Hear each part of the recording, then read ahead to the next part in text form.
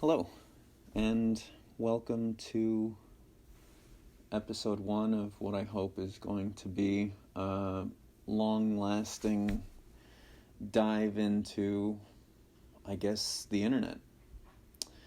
I'm recording today, December 21st, 2021, which ends up being 12/21/2021.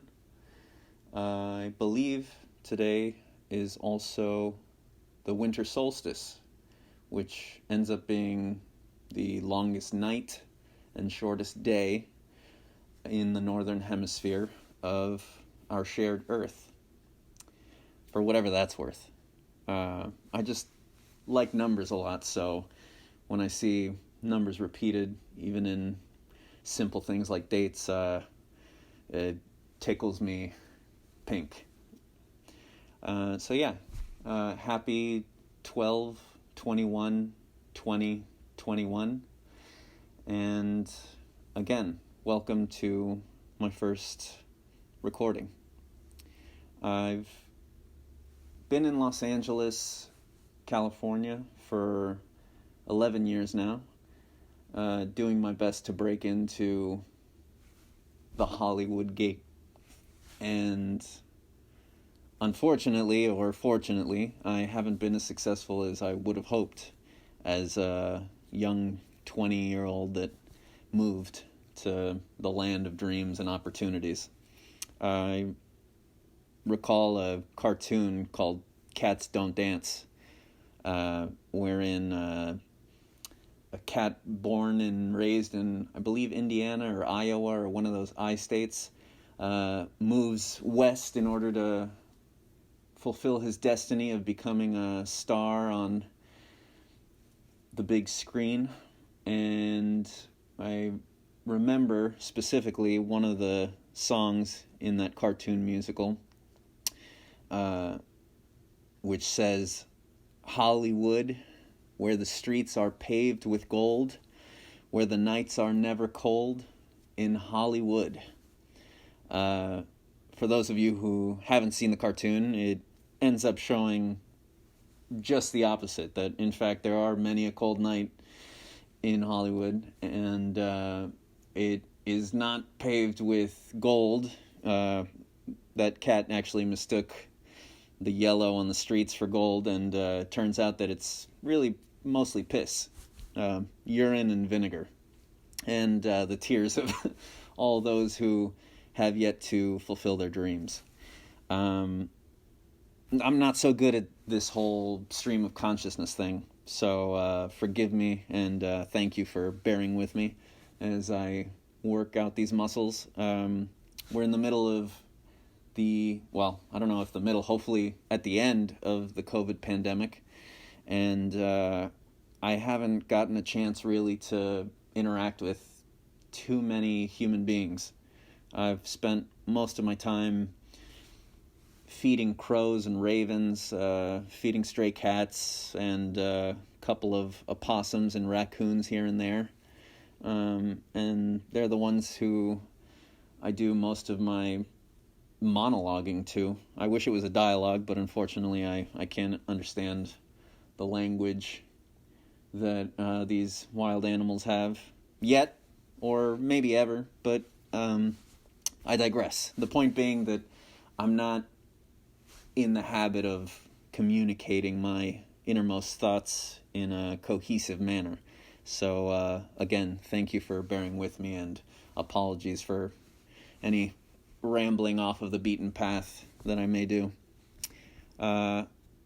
One of the times that I I thought that I would be good at public speaking was in high school. A couple of the very, very beautiful girls in my grade, at this point it was, I think, 11th grade, junior year, convinced me that I had the ability to possibly win student body president if, I ran. And because I was as gullible then as I am now, and because I believed that with an open heart, open mind, and enough, hope and can-do attitude, one could achieve anything. I decided that I wasn't going to write a speech for the voting day. I thought that the muse or the inspiration would strike me when the moment was right, and I would be eloquent and be able to express myself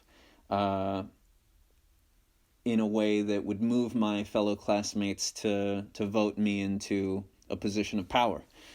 What ended up happening was quite the opposite of what I expected or intended. I stood before my classmates. I believe I was second in line to make a speech that day. And at this point, I'd already been doing theater and could easily memorize, and repeat the words that others had written down for me.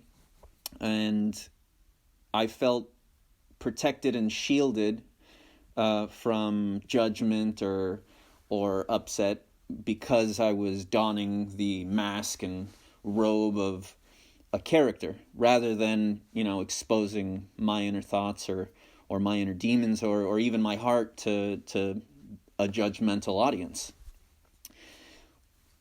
This day, however, I was struck dumb.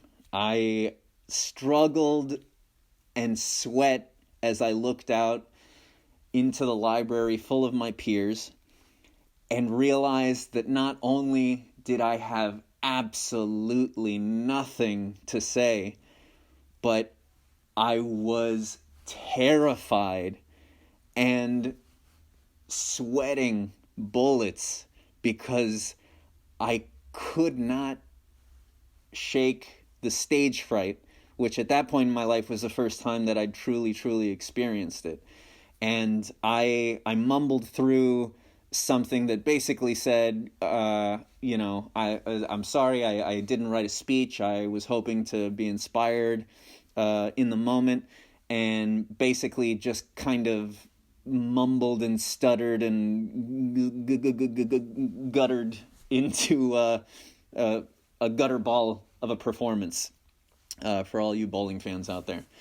And I still have nightmares about that day because it was one of the worst experiences of my life. I was so scared. I felt like a deer in headlights. I felt like I can't explain. But those of you who have felt stage fright in the past will know exactly what I mean without me having to explain. I bring it up because this is a similar event where I didn't prepare anything, and I'm hoping to have inspiration, rain down from above and hit me and lend me the words to give to the void or to the audience that is unknown and out there and possibly in the future. And so we begin. Hello. And thank you for joining me. I'm not running for office, and I never want to ever again, because I have grown to understand that usually those who seek power are the least deserving of said power.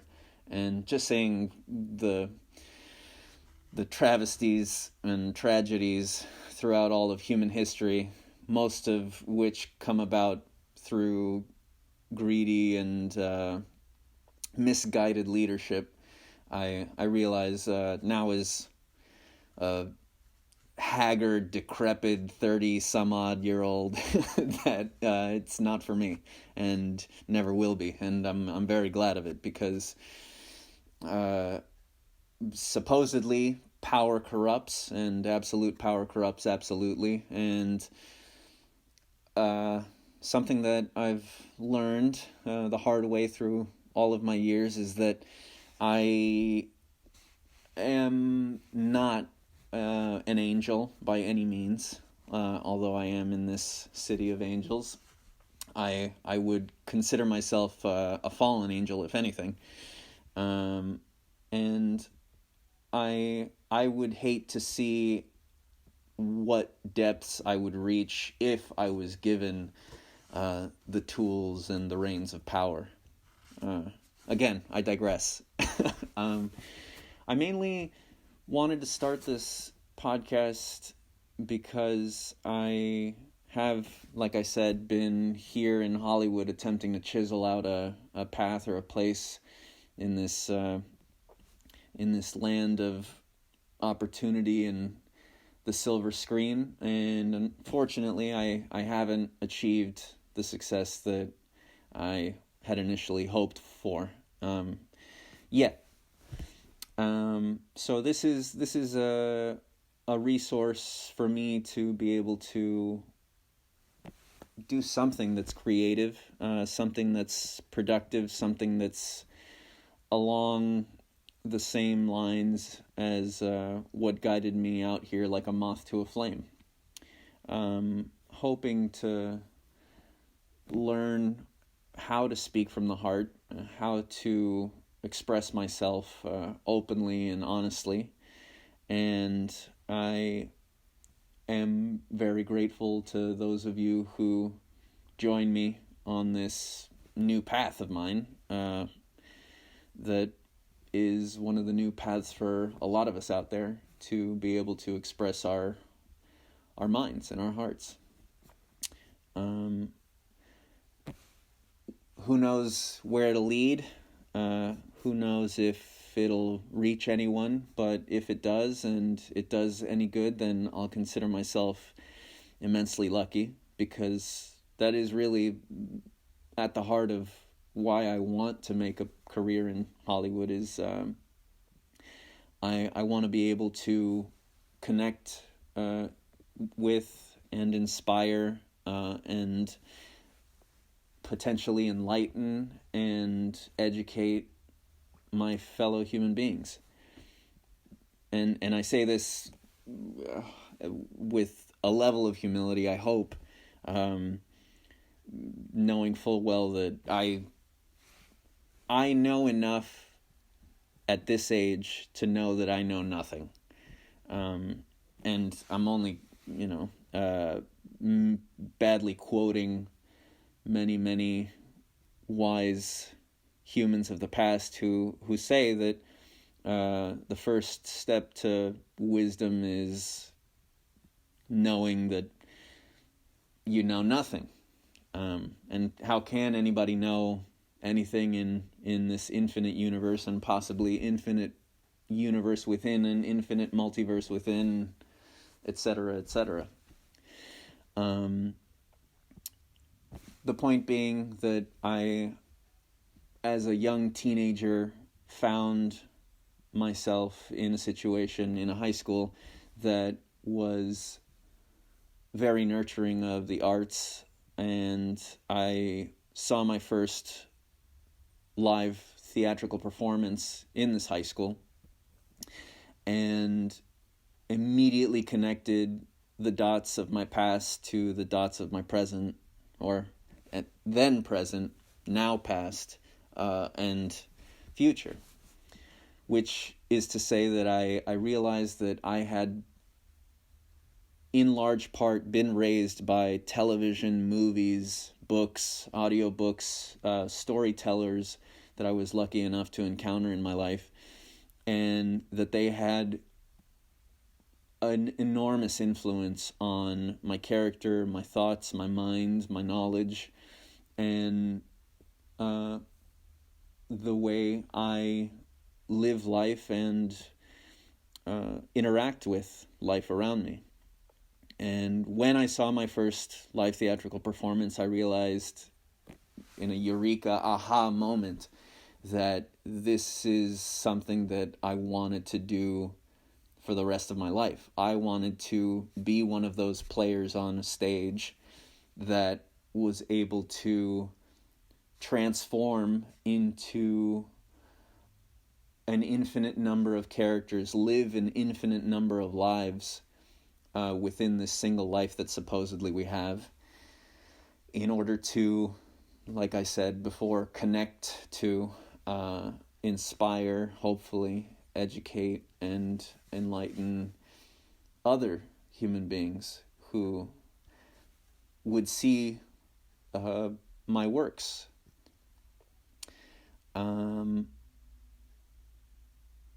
That's at the heart of my life.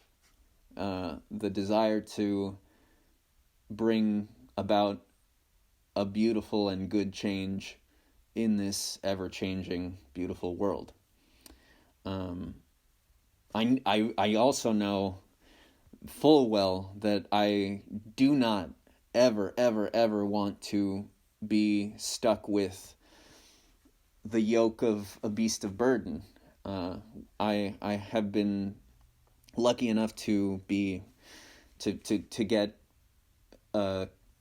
California and United States of America education. I've been very fortunate to have wonderful teachers in my life, and also now, like many of us, lucky enough to live in a day and age where almost all, if not all, of humanity's knowledge is easily accessible through a smartphone or device that connects to the internet. And I wish to add to this giant corpus of knowledge and work in whatever way I can in life that does not involve being stuck in a cubicle or being a worker bee for some unknown queen or king out there, to basically create for the sake of creation and inspiration and education, rather than slave away all the hours of my life, of my days, for something that won't result in a concrete or even abstract final product. I empathize and sympathize with all of those who have come before me, or who are around me, or who will come after me, that do end up yoked to such a machine as is inspired by or comes about as a result of capitalism and or any other ism out there that basically squeezes the life juice out of the fruit of humanity and discards the dried up, used up peels. I hope that with today's technology and today's knowledge and creativity, we will find a way to make it so that the majority of us aren't beasts of burden for a few billionaire trillionaires out there who reap the benefits of everyone's labors and sacrifices. I hope soon that we will find a way to have machines do the necessary jobs to keep society through. Oh, pardon me. I burp a lot, so if you hear me kind of half say a word or pause, I'm probably getting rid of some gas through this mouth hole of mine. Anyway, I'm really hopeful for a future where, basically like Star Trek, we are able to provide everyone who is born on Earth with the essentials that allow them to then choose paths of fulfillment rather than paths of lucrative opportunity. the carrot that's been dangled in front of us for however many thousands of years has been the lie that we can all, in the recent past, maybe not for thousands of years, but definitely for hundreds of years, we have been told that any one of us can become uber wealthy, multi-millionaire, billionaires if we find the correct path, or we carve out the right amount of destiny and fate, when it's simply not true. Because if all current 8 billion of us was able to reach that pinnacle of success, that would mean that there wouldn't be any resources left on this earth. And we're kind of heading in that direction with the way that we treat each other and this spaceship that we're on. That is to say, it's an illusion. It's an illusion that is dangled before us so that we continue to pick up the yolks and dig the furrows for some few, mostly unknown heads of pyramids in the grand scheme of things. I don't know if that made any sense. Hopefully, it doesn't make dollars if it doesn't make sense, as they say. So, what I really hope is that we find a way to provide everyone with a guaranteed shelter, guaranteed access to education, health care, clean water, food, and thus unburden our minds and our hearts and our souls from having to choose a career that will give us funds with which to be consumers, which ends up just mining and tearing down and deforesting or polluting this planet of ours, which again is supposedly the only spaceship that we have at the moment, and realistically is bountiful and magnificent and awesome enough to provide all of us with everything that we could ever need, as long as, again, we don't piss and shit in this well.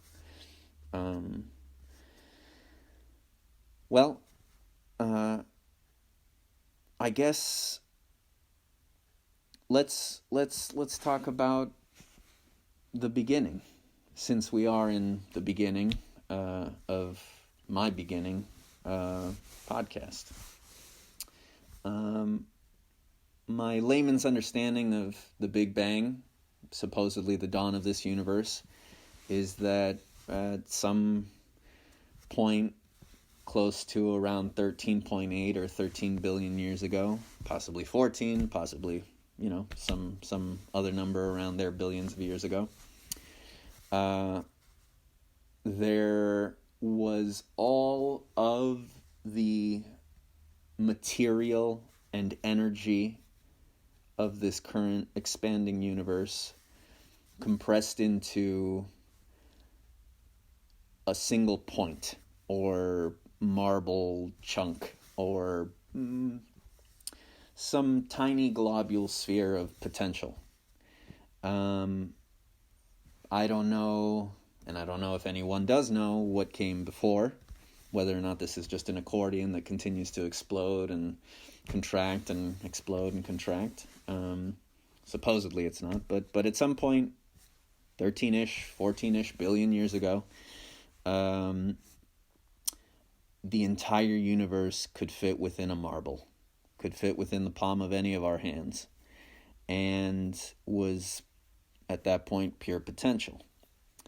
I believe that is the same for all human beings born on this earth. I believe that we are a tempest, each and every one of us, a contained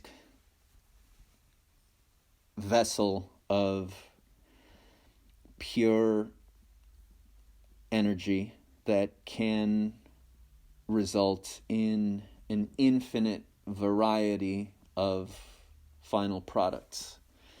And it takes a moment, or it takes a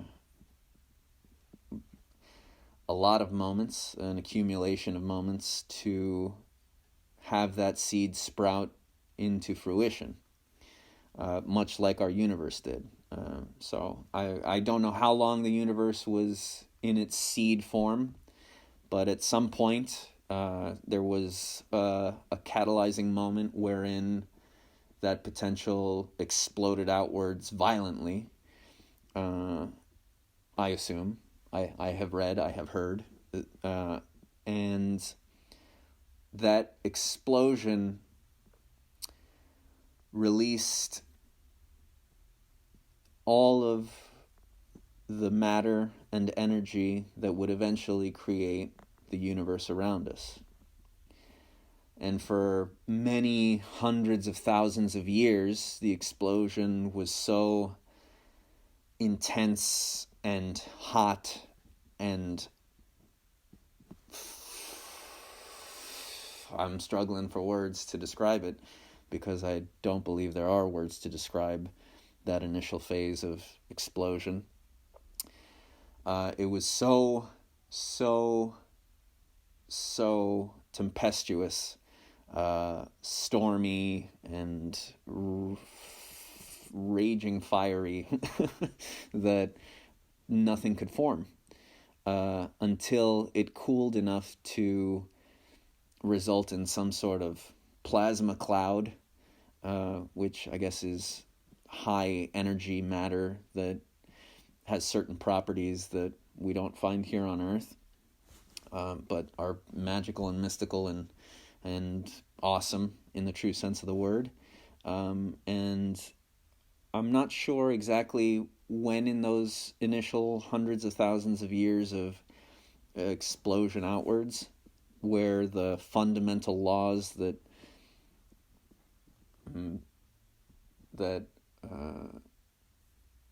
create this experience around us were formed. But at some point, the tiniest fundamental building blocks of stuff learned or were able to coalesce into quarks and up quarks, down quarks, charm, strange, and all kinds of other names that physicists with brains much larger than mine have created in the recent past to describe these tiny little Legos that apparently make the laws of physics do what they do. And after hundreds of thousands of years of this raging explosion outwards, eventually that plasma and all these tiny little Legos were able to dance their dance and do the things that they do. And I believe, if I remember correctly, one of the first things or only things that came out of this soup of initial Big Bang blast was hydrogen. Hydrogen and then just loose little fundamental particles. And one of these fundamental particles supposedly gives matter its gravity, or its weight, mass. It lends the property of having mass to things, stuff. Sorry if I'm bungling this, or if I'm misquoting or misremembering what I've read on a Wikipedia rabbit hole one night. But as far as I understand, that's kind of the gist of it. Is the entire universe was at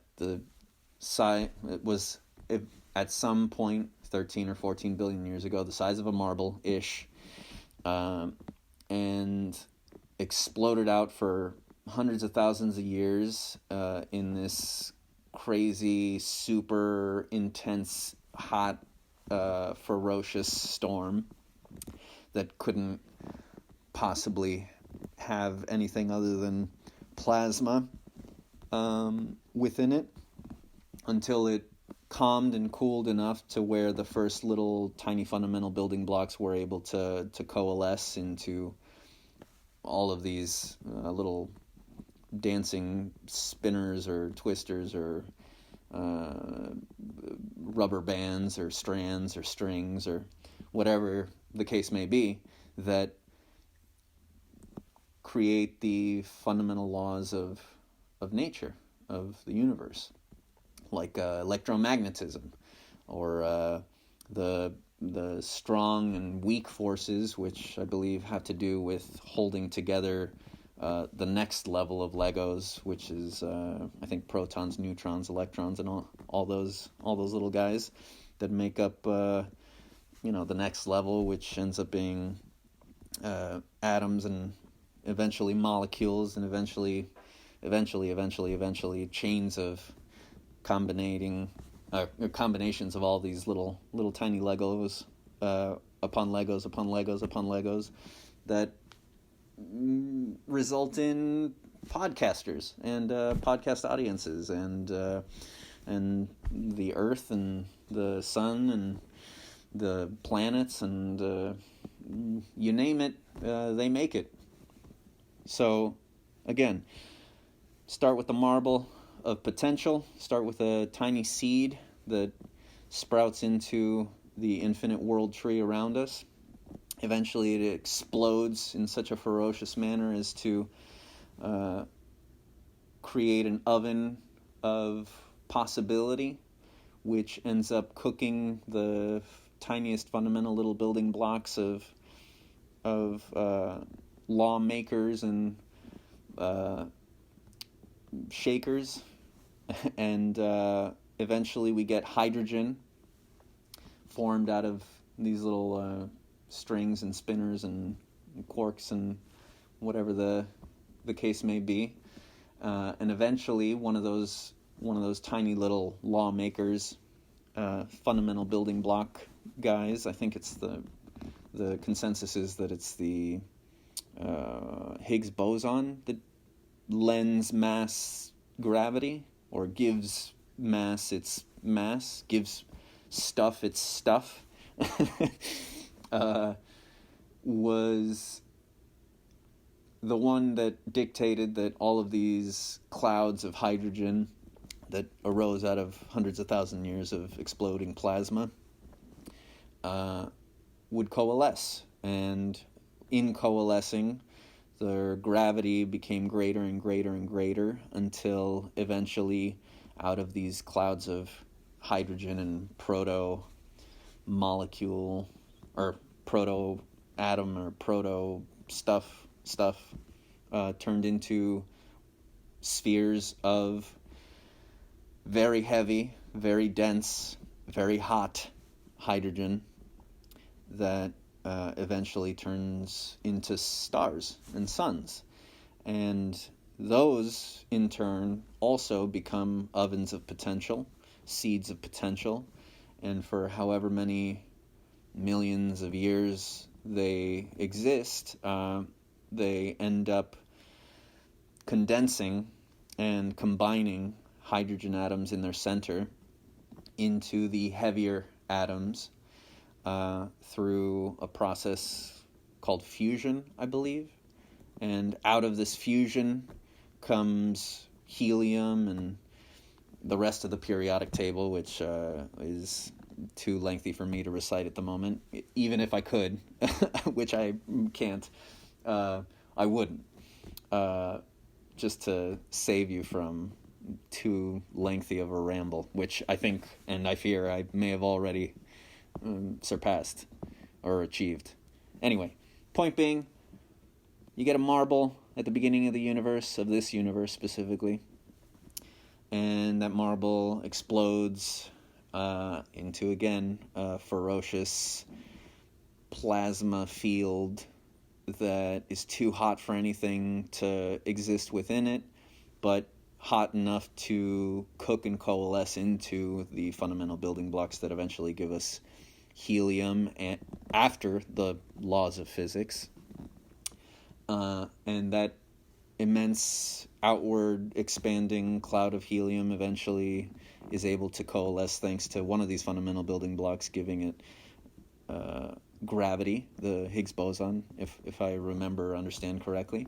And eventually those clouds of helium, the first atom, turn into tiny or enormous, incredibly dense, incredibly hot spheres called stars and suns, which in and of themselves are other seeds, other ovens of potential that condense and coalesce the helium and the matter, and plasma or whatever around them, into the heavier elements. And for however many millions of years, they're baking these eventual building blocks of planets and us. Eventually, a few of them die in such a way as to explode outward into a giant maelstrom of heavy elements. And eventually those explosions gather and coalesce and mix in the great expanse of the universe. And some of them turn into other stars, and some of them turn into asteroids, meteors, or just clumps of space stuff. But some of them become large enough to coalesce into planets and planetoids and moons and the like. And they have such a rich amalgamation and mixture of these baked, twice baked, thrice baked, however many times baked little Legos and fundamental little building blocks, so that they are able to continue along the chain or along the progression of complexity, and eventually, supposedly, such as happened here on Earth, some of these combinations and permutations and amalgamations of all of these space cakes, let's call them, turned into the first seeds of life. And after the tiny seeds of life were able to continue to become more and more complex, more and more convoluted and combined and permutated, they gave rise to little bacteria and little DNA strands, or tiny amounts of algae and different blooms of colonies of proto-life, which after millions and billions of years continued the domino chain of becoming more and more complex, more and more differentiated and beautiful and rich, and eventually we get plants and animals and fungus and all kind insects and the viruses as well, unfortunately, or fortunately, as the case may be. And we have an amazing, almost incomprehensible world around us, thanks to 13 to 14 billions of years of unlocked, unraveled, and unwound potential. I'm awed by the enormity of what these ideas contain, and am grateful that I exist and that we exist when anywhere along the line, many times along the line, we would have been wiped out or just never been. We could have stayed plasma. We could have never made the fundamental laws of nature. We could have just been a universe full of loose stuff that didn't have the ability to combine and interact and create the complexity that we see and experience around us. And it is beautiful. And I am struck dumb once again, not for the first time and not for the last time, by the enormity of what life has to offer.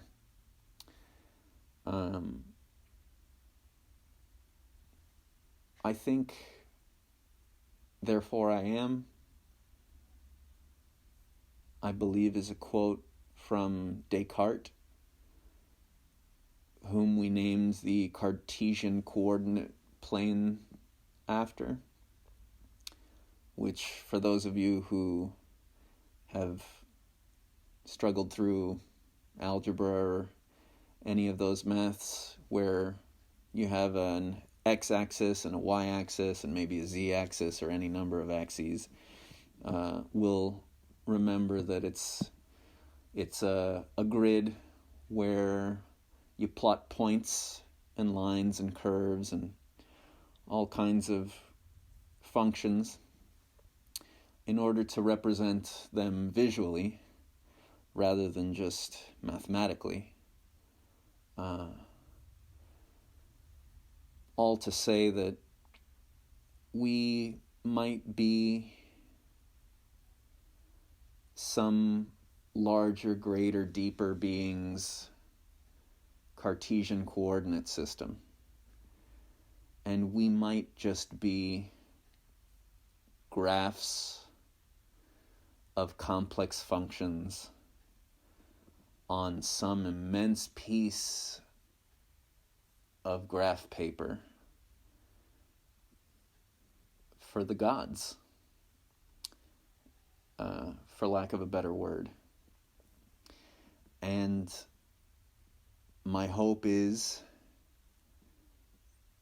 that we learn